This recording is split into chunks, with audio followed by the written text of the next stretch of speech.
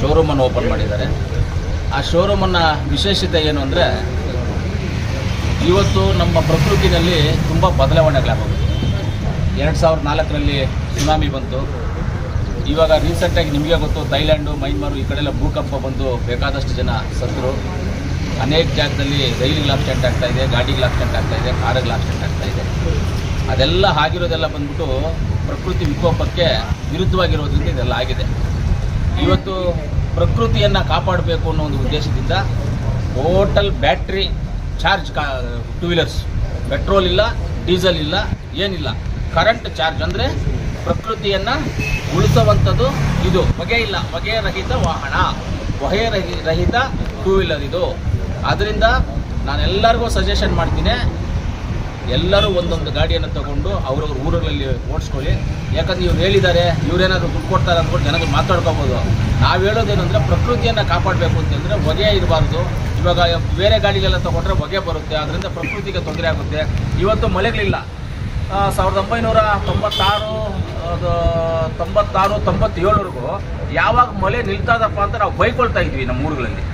ಇವತ್ತು ಯಾವಾಗ ಮಳೆ ಬರುತ್ತೆ ಅಂತ ನಾವು ಹುಡುಕಾಡ್ತಾ ಇದ್ವಿ. ಇದಕ್ಕೆಲ್ಲ ಕಾರಣ ಏನು ಅಂದರೆ, ಪ್ರಕೃತಿಯನ್ನು ನಾವೇ ಹಾಳು ಮಾಡ್ತಾ ಇದ್ವಿ. ಪ್ರಕೃತಿಯನ್ನು ನಾವೇ ಹಾಳು ಮಾಡ್ತೀವಿ. ಜನಗಳಿಗೆ ಗೊತ್ತಿಲ್ಲ ಪ್ರಕೃತಿ ಹೆಂಗೆ ಹಾಳಾಗುತ್ತೆ ಅಂತ. ಎಕ್ಸಾಂಪಲ್ಗೆ ಒಂದು ಹೇಳ್ತೀನಿ ನಿಮಗೆ. ಒಂದು ಪೆನ್ನು ಬರೆಯುತ್ತೆ ಅಂತ ಹೇಳ್ತೀವಿ ನಾವು, ಪೆನ್ನು ಬರೆಯುತ್ತೆ ಇದು ಅಂತ ಹೇಳ್ತೀವಿ.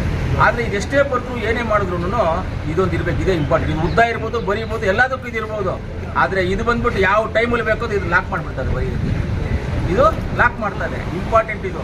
ಆಮೇಲೆ ಜೋಬಲ್ಲಿ ಇಟ್ಕೊಳ್ಳಾಗ ಕಾಣಿಸೋದು ಮೇಲೆ ಇರೋದೇ ಕ್ಯಾಪ್ ಮಾತ್ರನೇ ಕಾಣಿಸೋದು, ಕ್ಯಾಪ್ ಮಾತ್ರ. ಅದು ಪೆನ್ ಕಾಣಿಸೋದೇ ಇಲ್ಲ ನಮಗೆ, ಕ್ಯಾಪ್ ಮಾತ್ರ. ಆ ಥರ ಪ್ರಕೃತಿ ಬಂದು ಈ ಕ್ಯಾಪ್ ಥರ ನಾವು ತಗೋಬೇಕು. ಪ್ರಕೃತಿಯನ್ನು, ಮರವನ್ನು, ಗಿಡವನ್ನು, ರಾಜಕಾಲುವೆಯನ್ನು, ಕೆರೆಯನ್ನು, ಗುಂಪೆಯನ್ನು ಇದೆಲ್ಲ ನಾವು ಕಾಪಾಡ್ಕೋಬೇಕು ಅಂದರೆ ಪೊಲ್ಯೂಷನ್ನ ಫ್ರೀ ಮಾಡ್ಕೋಬೇಕು. ನಾವು ಪೊಲ್ಯೂಷನ್ ಫ್ರೀ ಮಾಡ್ಕೋಬೇಕಂದ್ರೆ PSR ಶೋರೂಮಲ್ಲಿ ಗಾಡಿ ತಗೋ.